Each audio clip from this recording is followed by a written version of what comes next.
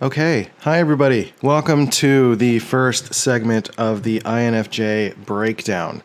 I'm referring to this course as INFJ the Mage because INFJs tend to exhibit some semblance of magical qualities about their behavior and the way that they look at the world. And if you're watching this, so this is the first segment, meaning this is the first free segment. So you could be hearing the audio version, you could be listening to this on a podcast episode, you could be watching this on YouTube, or you could be watching this on Facebook or any other source. So I appreciate you for joining me and watching this and being a part of this. This is pretty important to me as I start to do these mini courses and start to give some information about individual types and topics for different people.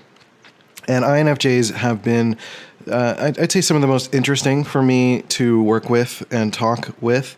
I've been lucky enough to be exposed to a lot of INFJs. There are some people who are seemingly go through life without even engaging with any of them. They make up for the smallest percentage of the population, and they're certainly the rarest type. And I think they're the rarest type not only just because of the actual numbers, but because they can be really difficult to figure out, their type, because they often feel like they identify as thinkers and feelers and can easily mistype themselves as an INTP or an INTJ or different type of thinker types and tend to get themselves mixed up into, a different range of thinking. So they might not necessarily identify as an INFJ, which is a problem if you're trying to figure out who you are and mistyping yourself.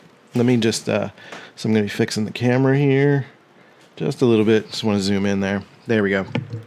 So, so this is going to be a full-on breakdown video for INFJs, kind of everything that I know about it. And then in the course itself, we're going to break down specific little topics in regards to INFJs. So I'm going to give as much of an overview. This is going to be a pretty in-depth overview, probably the longest segment of all of the courses. So the free stuff is going to be the biggest one.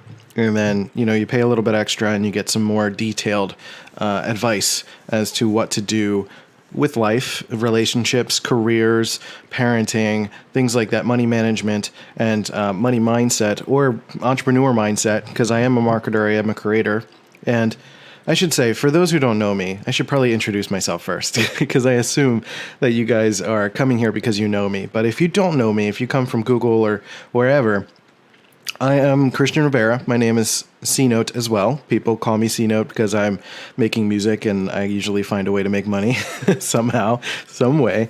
And there is a lot about me that is ever present in an INTP breakdown video that I did fairly recently, but I'm an INTP, so that means my superpower is essentially doing research and reducing those concepts into understandable terms.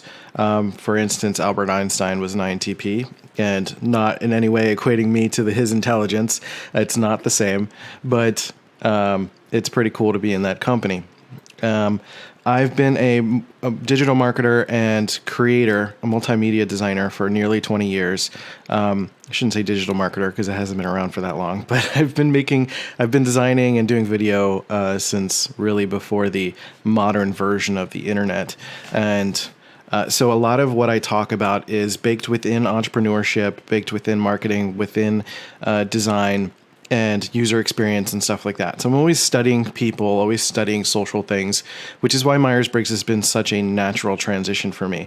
It's been something that I can speak to because I've already been kind of naturally studying people and learning about the ins and outs of who they are and how they think and how they approach things. So learning MBTI for me has been something that has allowed me to really dive into the specifics and nuances and give things labels so I can easily reference and understand them to connect with people. Because for me, connection is not as natural as someone like you as an INFJ, and I'm assuming you're an INFJ if you're watching this, that connection points and diplomacy in terms of connecting with people and emotional empathy is a little bit easier for an INFJ versus an INTP. An INTP, like me, I have a little bit of a harder time. My version of empathy is a little bit more cognitive. Like, I can predict people's behaviors based on things that I've seen, patterns, connections, things like that.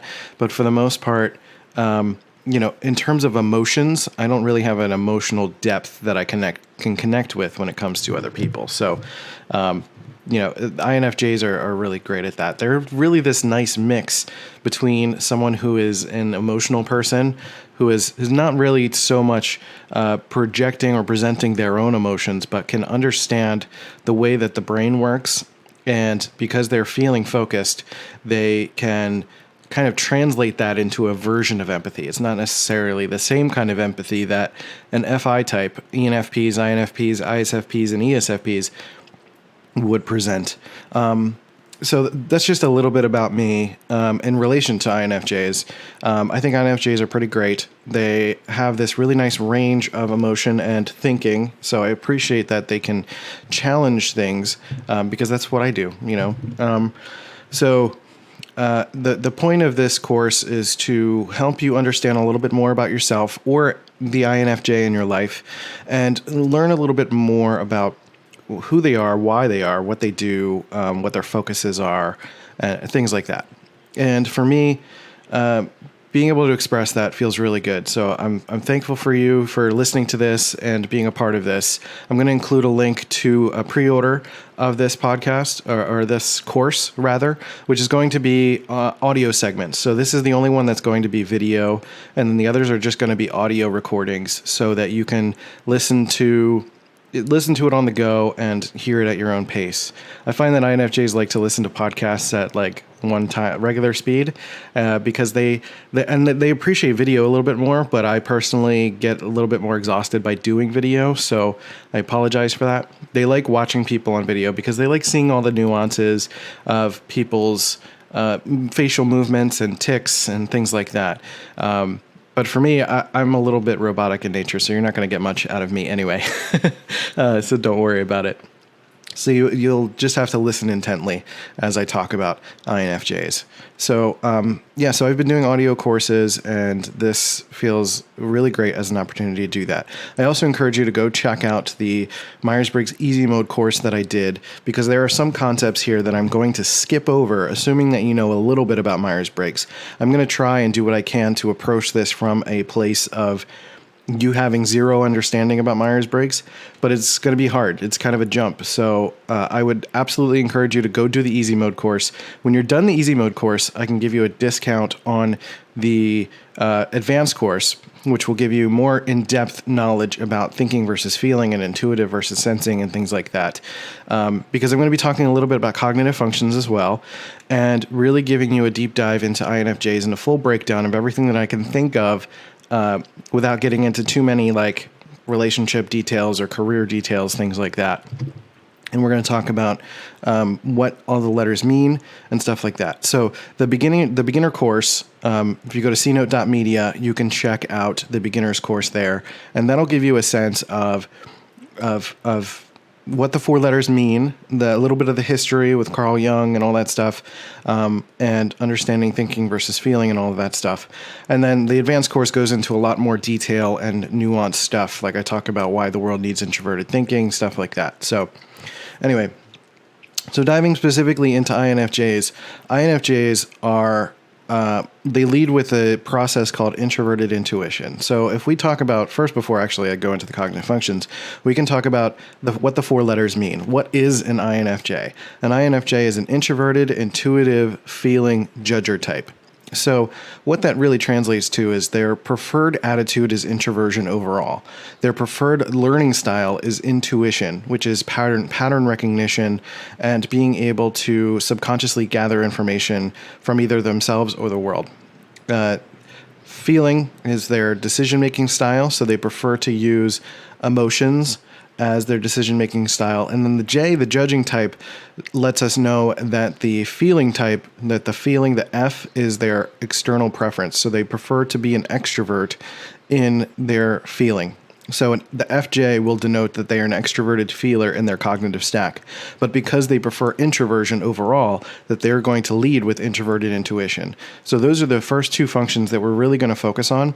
I think later on in the course, we're going to talk a little bit more about the inferior functions. I'll kind of overview them here, but for the most part, INFJs are introverted intuitives with extroverted feeling.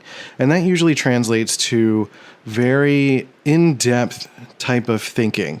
They are willing to go really, really deep on individual topics or very few ideas in order to really understand the depths of the brain and how that works. So the introverted intuition is a learning style. So it is basically you're learning from yourself.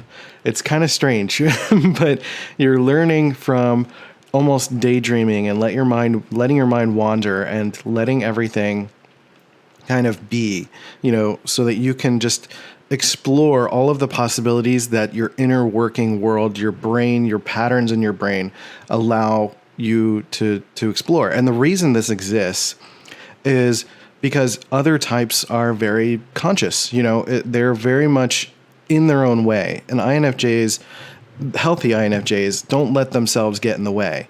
They will be able to just kind of work through problems and work through anything that their brain is conjuring up and just kind of let their brain wander. And it's also the reason that when they start talking to people about their ideas, because they're using extroverted feeling, which means that they're making decisions based on really whether or not the group or the community and people that they trust agree with the notions that they're coming up with.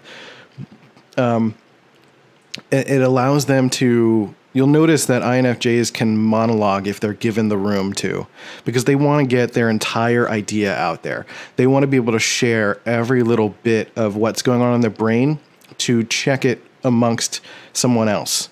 Whereas INTJs, for example, their secondary function is extroverted thinking, which means they need to check it against data, which is not necessarily people focused. They can confirm it against other scientists or experts in a certain field, but they're not going to just check it against everyday people or people that they find loyal. INFJs are going to be focused on people that they find loyal and trustworthy and worthy of their attention and love and care. So they're going to take all of these ideas that they have, everything that they've been conjuring up and dreaming and whatnot, and really allowing themselves to check it against other people to see if any of it makes sense, I guess. And they will sometimes, as a result, doubt themselves and second guess any of their thoughts or any of their intuition, because maybe they have a lot of thoughts and it's gonna come with a lot of error. You're gonna come across a crazy rabbit hole of ideas, and then someone's going to be like, that's a little too much. And that consistent facing of rejection is going to be very hard. It's going to be a little bit hard to trust your intuition. But because of your ability to do it so naturally, it's really important for you to trust it. So I had a situation with a friend of mine. Hopefully she's watching, Kate. She has a bold introverted group. I forget the name of the group, the bold something introvert. I'm really terrible at names, so nothing personal. And she had a really, really great thought once. I can't remember the specific thought, but you can tell that she was using her intuition and she came up with this idea and she was like, you know what, I'm going to put this out there. And that's part of the FE, INFJ experience. They put themselves out there. And sometimes that's scary, but they have to realize that there's, the part of putting yourself out there is accepting the idea that you might be rejected by something, that there's very much the possibility of that happening. And it's okay, because it's not necessarily about putting your idea out there. And let me finish the story first. So she put this introverted, intuitive thought out there, and she got some comments about it, and people were kind of averse to the idea. Like they were like, this is a new thought. This is something that's weird. And basically it was something that her audience was a little bit uncomfortable with. So she kind of retracted the statement and decided to make a new one. And then I went in the comments and I was like, I saw your first statement and it was pretty on point. I thought it was really great. And just because other people don't necessarily agree with it, it doesn't mean that it's wrong. It just means that they're maybe not ready for it. So it doesn't mean that your intuitive statements, especially since intuition, your introverted intuition is your superpower as an INFJ, you need to trust it a little bit more. And that means even though you're checking information against other people, it's about getting that data on a larger scale. And, a few people is not going to be enough information. If you're continuing to test this idea, this thought, this intuitive method of looking at something, it needs to be checked amongst a larger swath of people. And it could be within a community that you've cultivated. But a few comments should not be enough to discourage you. If that's too much, that's too quick. And that's going to make you skittish about putting your ideas out there. And that's not going to be helpful for you as an INFJ. You need to be able to have room to play with your ideas, to be able to share those ideas. And that's why INFJs need to cultivate their communities, because if they put these ideas out into the world at large, they're going to be met with a lot of opposition from, the generic public. People that they are working with, or people that they go to events with, or anyone in their life that just kind of randomly comes into their life. If they were to just be like extroverted and out there, for example, and try to just put their ideas out on stage, everybody would look at them like they're crazy, and they would feel crazy, and that they would not continue to pursue that idea. And it's not to say that every thought that an INFJ has is crazy. That's not what I'm saying. But the introverted intuition allows for that possibility, meaning allows for that sense of depth that people don't naturally comfortably go to. And because it's uncomfortable for a lot of people, it's when you present it to them, it's going to be uncomfortable, and you're going to be met with opposition. So that's why it's important for you as an INFJ to cultivate a community around you and to build boundaries for yourself, so that you can know that you trust these people, that you can trust their opinion, that they're not going to lie to you, but they're not going to necessarily be rude about it or whatever it is. If you're an INFJ that is cool with, usually most INFJs are cool with like playful bantering and stabbing and badgering each other. That's kind of like an FETI thing. Introverted thinking is your third function, and you're basically playing, having playful jabs at each other, and that's fine. That's part of a natural way that INFJs will cultivate their community, is by kind of like testing them a little bit and jabbing at them and making little jokes that might be seen as offensive to like the general public. But if that person is cool with them, then you're like, great, you're in my community. Welcome to my world. You're a part of this. You are in my boundaries. And, that boundary can be a really big fence. That could be a really wide area of boundary for you and the people in the community that you create. Landon Porter, for those of you watching from the Guerrilla group, there's a great group called Getting Clients Without Being Salesy. And the leader of that group is an INFJ. He's a really great dude, and he is someone that has kind of naturally surrounded himself with INFJs, which is why I've had so much experience with INFJs. And through that, he's been able to cultivate this group by continually, occasionally he'll go on to a Facebook Live, and he'll almost naturally vet his audience by saying, this is stupid. Why do you guys keep doing this? Why do you keep doing that? Whatever. He'll go on and just kind of, he'll make little jokes towards people. He'll see if they're cool or not. And he'll call people out. If someone's being difficult in the group, he'll go on live and he'll invite someone up to give them the opportunity to like defend themselves or to talk about why they did what they did or whatever. But if that person leaves, it's usually presented with the attitude of like, oh, well, I guess that didn't work. You're not going to fit in. But you can also tell visually that it kind of hurts a little bit, that it's like, damn, I lost another one. It's kind of an INFJ thing. And then that's part of the INFJ balance, is really trying to figure out how to bring people into your world without completely alienating everyone. Because you like people. As an INFJ, you appreciate people, but you appreciate specific people. Sorry. A little tickle in my throat. And it always happens when I have to talk for a while. I'm usually fine otherwise. INFJs will naturally and subconsciously take the time to cultivate a community, because it's really that introverted intuition and extroverted feeling combination that they want to have that room to be able to express their intuition. And that means cultivating a community of people. Sometimes that means getting rid of family. Sometimes that means like not having certain types of friends around, that's really frustrating for them, if that's the case.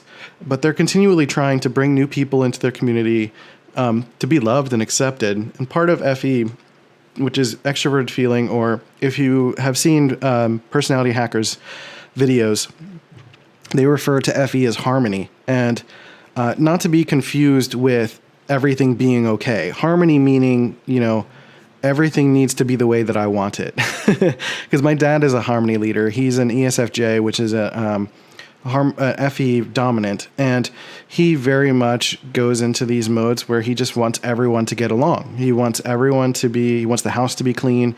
He wants everything to be kind of under his control. And FE can be a bit of a controlling thing if it's not checked with a level of maturity, so sometimes INFJs can come off a little bit controlling because they're trying to make sure that their environment is the way that they want it, the way that they need it, the way that it should be. An unhealthy INFJ will use FE as a means to avoid conflict. They will stay away from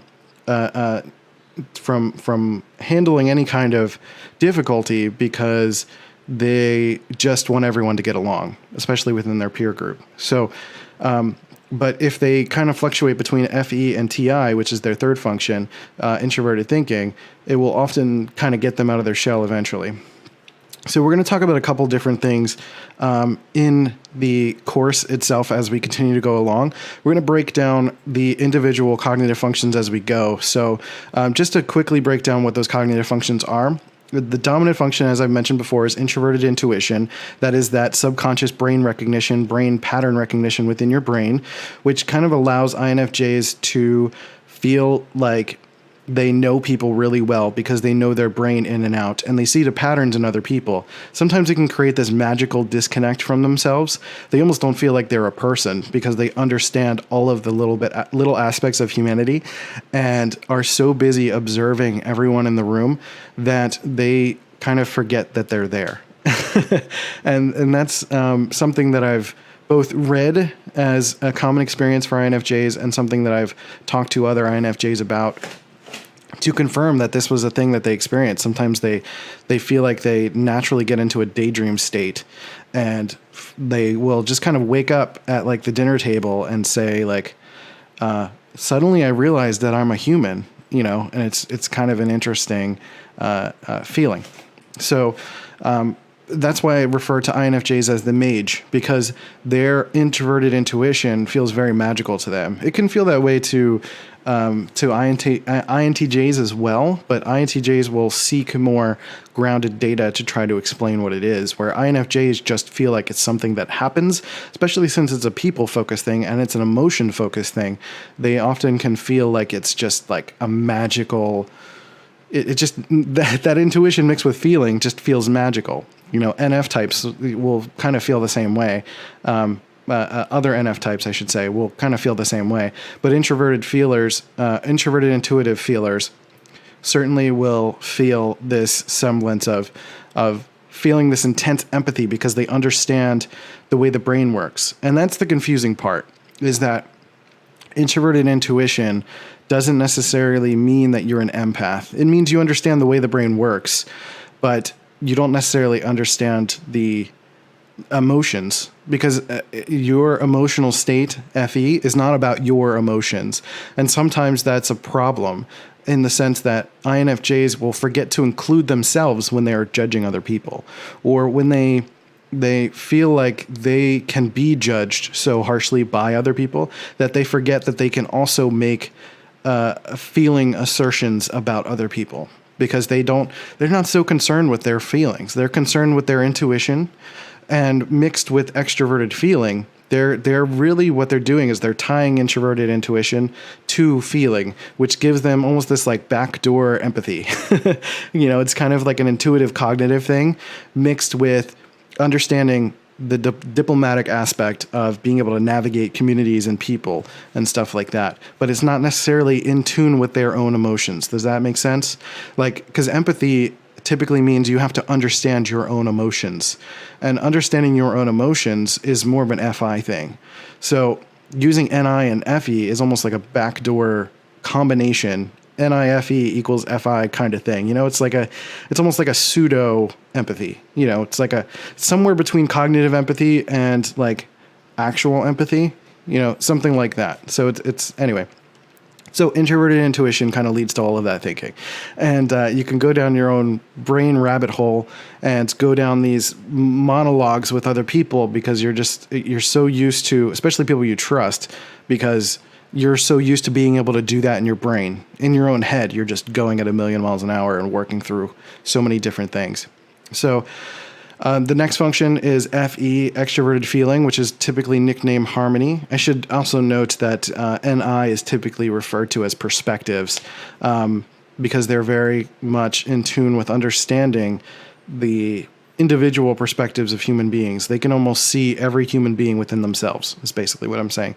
So Extroverted Feeling is the secondary function. Your secondary function is going to be your greatest opportunity for growth. So, and because it's the opposite attitude. And when I say attitude, I mean introvert or extrovert. So your attitudes are going to be shifting from one to the next within each function. So your first function is going to be introverted if you're a dominant introvert. Your secondary is going to be extroverted. Third is going to be introvert. And fourth is going to be extroverted. So your secondary is extroverted, and it's extroverted feeling. It is your decision-making function. It is the place that INFJs will utilize as the means to make a decision. So they will be usually checking any kind of information that they've gathered or conjured or worked up against a community of people that they've cultivated, as I've been talking about basically throughout this video and this segment, that introverted intuitives will take the time to work through an idea, but they need to check it with other people, with their community, to validate that idea and to make sure that it's something worth pursuing. So that is why it's important to utilize that extroverted feeling, because if you did not, you would just get into what's called a cognitive loop between your introverted intuition and your introverted thinking to continue to convince yourself that every single thing that you conjure up that you have an idea about is absolutely true, regardless of what other people think. And for an INFJ, that is not a healthy way to be. Because you will come up with all sorts of crazy ideas. You will come up with ill intentions of people, and basically you're kind of living in this loop in this world of assumptions if you're not checking it against extroverted feeling. So it's super important to make sure that you take the time to cultivate the community that you've created, and check your ideas against people you trust. And, it doesn't necessarily mean you have to present every single thing about your sense of being to the people in your lives. You can have certain designations of certain people for different types of ideas and be able to go to them with it. But also just be aware that if you are talking to a friend about this stuff, that they might need you to slow down and they might need you to kind of work through one idea at a time. And depending on the person that you're speaking to, they just might need you to be aware of their capacity to appreciate and work through all of the things that you've worked through so intensely and so much depth on your own. Because INFJs, when they approach people using that FE, they want to be able to go into deep conversation. They're not for small talk.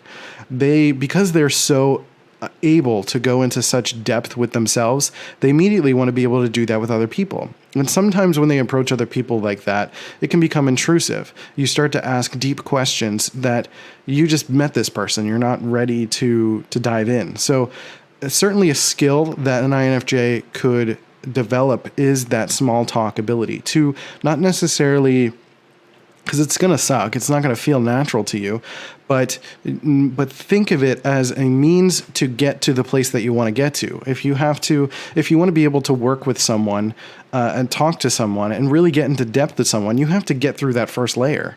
And it's not fair to expect someone to immediately share all of the details of your world, of their world, if you're not willing to first share that yourself. So you have to kind of navigate, slowly to each other by asking sometimes rudimentary questions. It doesn't mean how is the weather, but it can like what's the weather like, but it can be things about the person. What's your favorite color? How are you feeling today? What's going on?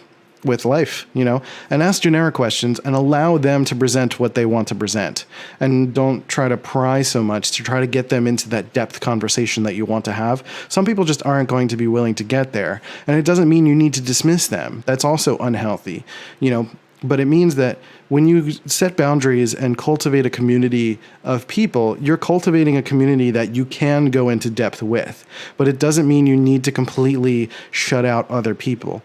It's certainly healthy to be able to have casual conversations and casual people in your life that you can have conversations with, because it's good to be social. It's good for networking. It's good to have basic social skills when you go to the barista and you're trying to get a coffee. And the nicer that you are to someone, the more likely they are to maybe help you out or give you something nice. Or if you spill your coffee, they'll give you a free one, stuff like that. So taking the time to kind of learn the practical, positive reasons for being a small talker, and it doesn't mean you have to use it all the time, but to just have those skills for when you need it is certainly helpful, because INFJs just want to immediately go into the deep, gushy stuff, and people just aren't going to be ready for that right away. It can seem intrusive and be a huge turnoff. And INFJs do have a problem connecting with people as a result of that.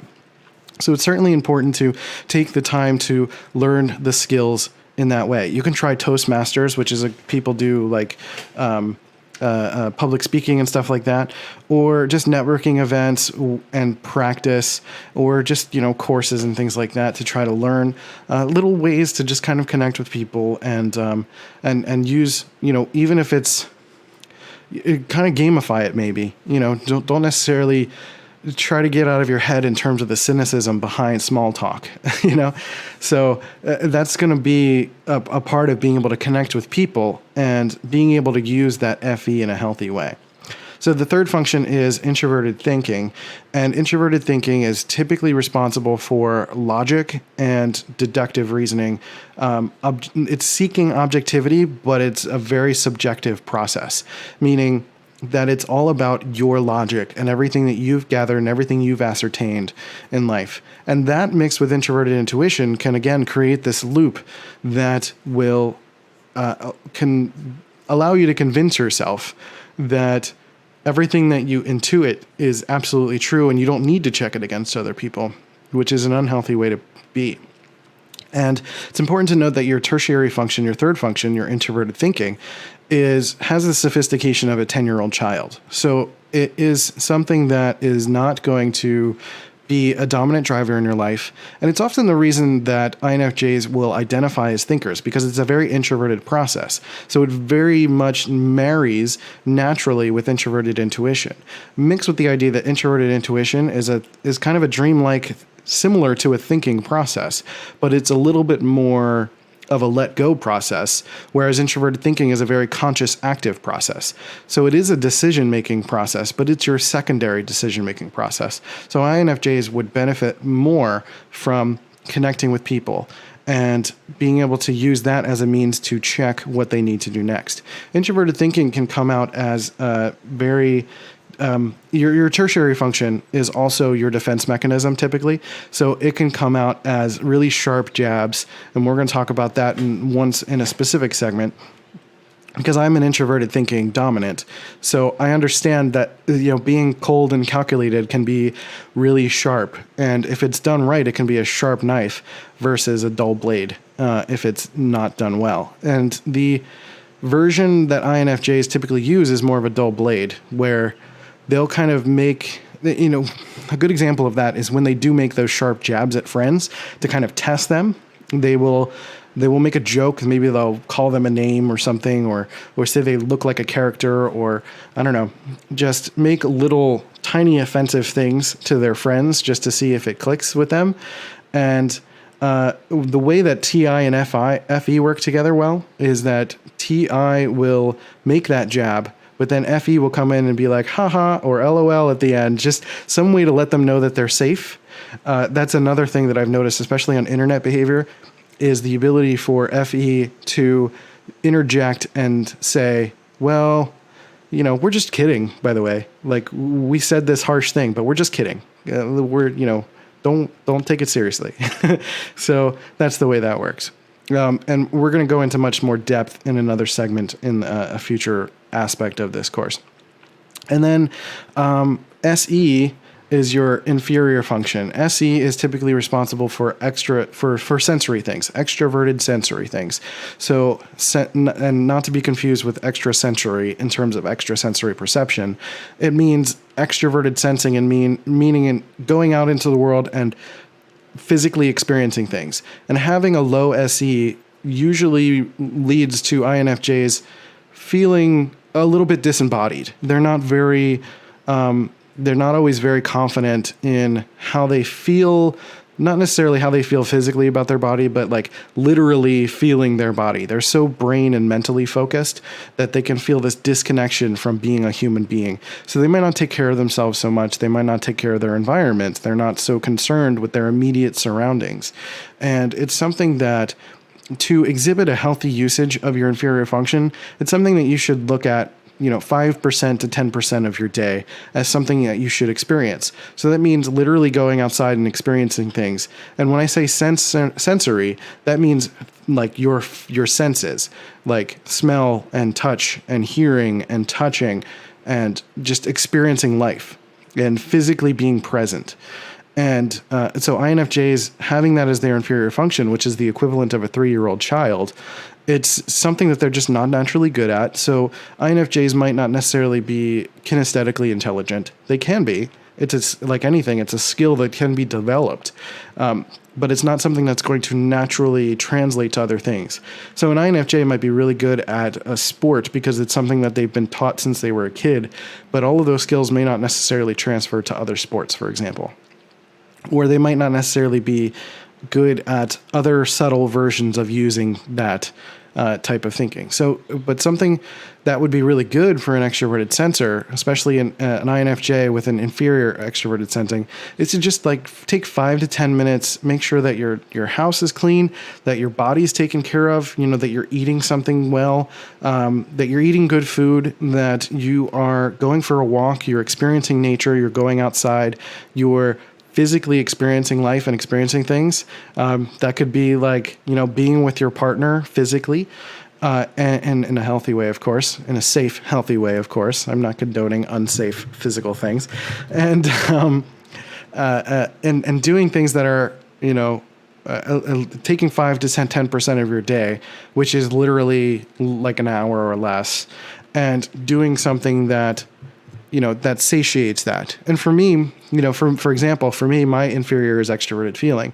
So for me, that's taking a little bit of time to be grateful, to seek affirmations, to find ways to get affirmations from other people, to check in and make sure that my environment is kind of cohesive and there's a sense of harmony, to make sure that Molly, whom I live with, is okay and taken care of, and that everything's fine with her, and to make sure that people in my community are fine. But that's literally something I need to devote maybe an hour a day to in total. Something that is not like if I do more than that, it becomes something that becomes unhealthy for me. It's an unhealthy focus, and you can become what is called in the grip of your inferior function, and you start to exhibit exaggerated traits that is kind of the equivalent of a 3-year-old with that type being kind of in a panic state. So for me as an INTP, FE will come out as like kind of being whiny and not making any decisions for myself, kind of giving in to other people's needs and not really taking care of myself.